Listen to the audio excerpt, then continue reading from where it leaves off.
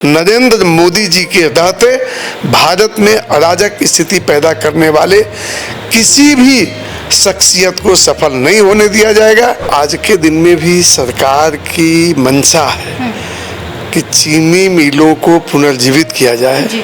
प्रशांत जी का खौफ बिहार में चुनाव की राजनीति में कभी भी नहीं होना है। अब रीगा चीनी मिल के संबंध में अगर मुझसे बात होगी तो हमारी दो बातें होगी सरकार से कि देश सुरक्षित मोदी के हाथ में और बिहार सुरक्षित नीतीश और सम्राट के हाथ में। चीनी मिल सफल हो, मुनाफे में चले और किसानों को उसके लागत के बाद उचित मुनाफा प्राप्त हो कि आखिर आप कहाँ हैं, आप क्यों नेता प्रतिपक्ष है। यह दुर्भाग्य की बात है कि नेता प्रतिपक्ष आज तीसरा दिन गुजर गया, सदन में नहीं आए। नमस्कार, मैं हूं अनुराधा झा, आप देख रहे हैं राजनीतिक दृष्टि। देखिए, अभी हमारे साथ मौजूद है बातचीत करने के लिए बीजेपी के विधायक रीगा से वैद्यनाथ जी है। इनसे बात करेंगे कि जिस तरह से आज सदन में बंद पड़ी चीनी मिल पे आवाज उठाई गई है, उस पर बात करेंगे, चर्चा करेंगे कि इनका क्या राय है और क्या कुछ कर रहे हैं। सबसे पहले आपका बहुत बहुत स्वागत। बहुत धन्यवाद। बिहार के लिए आज़ादी के पहले से अगर औद्योगिक विकास की बात की जाए तो सिर्फ और सिर्फ चीनी मिल ही औद्योगिक इकाई थी और दरभंगा में पेपर मिल, छोटे छोटे उद्योग के रूप में कहें तो पूर्णिया में जूट इंडस्ट्री थी। और आज के दिन में भी सरकार की मंशा है कि चीनी मिलों को पुनर्जीवित किया जाए। इससे सिर्फ औद्योगिक गतिविधि संचालित नहीं होगी, कृषि आधारित उद्योग विकसित होगा। गन्ना मंत्री जो है संजय पासवान जी, आज स्पीकर ने भी उनको कहा कि एक सप्ताह में आप सब विधायक से बात कर लीजिए, तो क्या कुछ आप लोग बात कर। अब जैसे देखिए, अब रीगा चीनी मिल का अपना अलग कहानी है, सासा मूसा का अलग कहानी है। अब रीगा चीनी मिल के संबंध में अगर मुझसे बात होगी तो हमारी दो बातें होगी सरकार से। एक बात तो ये होगी कि आप रीगा चीनी मिल के क्षेत्र के अंतर्गत गन्ना अनुसंधान परिषद की स्थापना करिए। इससे क्या होगा, वैज्ञानिक तरीके से खेती का सुझाव लोगों को डोर स्टेप मिलेगा और हमारे मिट्टी पर कौन सा प्रभेद अधिक फलदायी होगा किसानों के लिए और अधिक फलदायी होगा मिल मालिक के लिए, हमें दोनों के हित का ख्याल रखना होगा। किसान को उचित आमदनी नहीं होगी, वो गन्ना उत्पादन बंद कर देंगे। गन्ना उत्पादन बंद करेंगे, रॉ मटेरियल बंद हो जाएगा, रॉ मटेरियल बंद हो जाएगा, चीनी मिल बंद हो जाएगी। और अगर गन्ना चीनी मिल के मालिक को मुनासिब मुनाफा नहीं होगा, व्यापार लॉस में वो नहीं चला सकते, फिर एक दिन हार थक कर वो बंद कर देंगे। और दोनों स्थिति राज्य और गन्ना उत्पादक किसान दोनों के लिए नुकसानदेह होगा। इसलिए हम सब मिलकर ऐसा प्रयास करें कि चीनी मिल सफल हो, मुनाफे में चले और किसानों को उसके लागत के बाद उचित मुनाफा प्राप्त हो, ताकि वो गन्ना का उत्पादन करे, मिल चीनी का उत्पादन करे, राज्य को भी राजस्व आए, मिल मालिक को मुनाफा हो, किसानों की आमदनी बढ़े। सदन आज कल से स्टार्ट हो गई, लेकिन जो तेजस्वी विपक्ष के नेता कहे जाते हैं तेजस्वी यादव विदेश घूम रहे हैं, क्या कहेंगे? मैंने आज सदन का ध्यान आकृष्ट किया था और मैं अभी भी कह रहा हूँ कि सदन आहूत हुआ है। 5 दिन का विधान परिषद का सभा का सत्र है, विधानमंडल का सत्र है।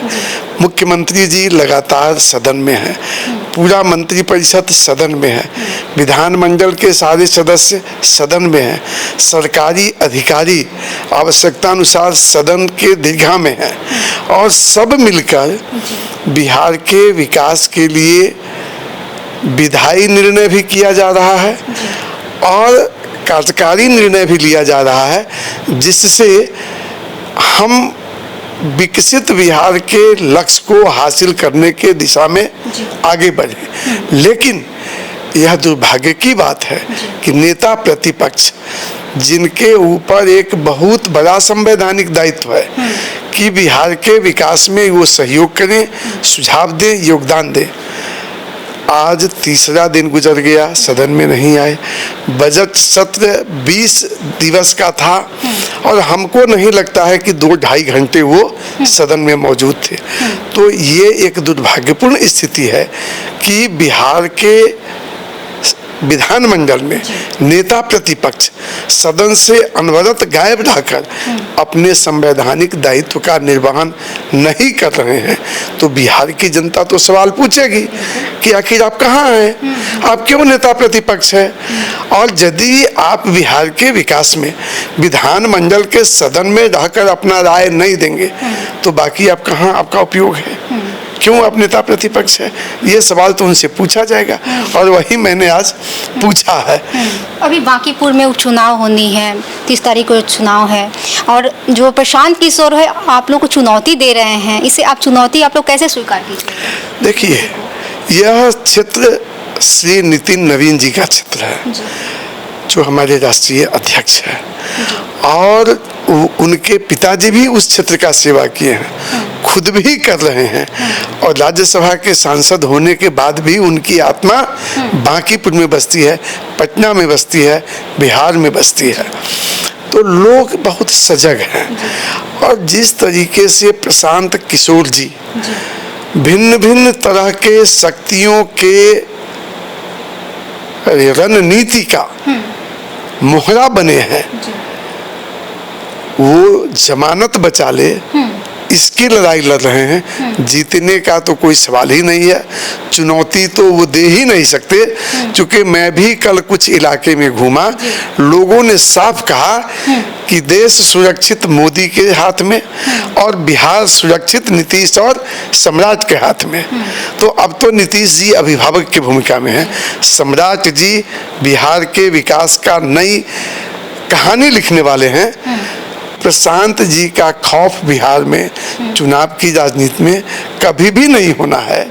भारतीय जनता पार्टी 24 घंटा 7 दिन चुनावी मोड में रहती है। इसके कार्यकर्ता सेना के तरह से नित्य अपने क्षेत्र में काम करते रहते हैं। हम आज अपने उस रूटीन दायित्व का निर्वहन कर रहे हैं और श्री नीरज सिन्हा संपूर्ण एनडीए के समर्थन से, एनडीए के मतदाताओं के समर्थन से, खासकर महिला मतदाताओं के आशीर्वाद से अब तक के सारे रिकॉर्ड को तोड़कर भारी अंतर से चुनाव जीतेंगे। पूरे देश में माहौल एक अलग ही हो गई, क्या आपको पता है?